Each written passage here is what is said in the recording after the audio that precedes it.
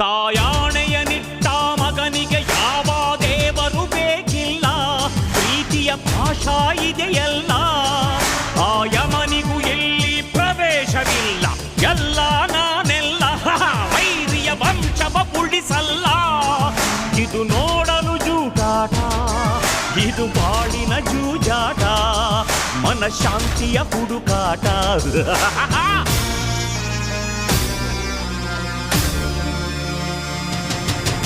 ಹಾವಿನ ದ್ವೇಷ 12 ವರುಷ,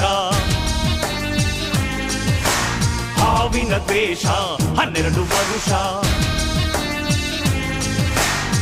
ನನ್ನ ರೋಷ 100 ವರುಷ, ನನ್ನ ರೋಷ 100 ವರುಷ.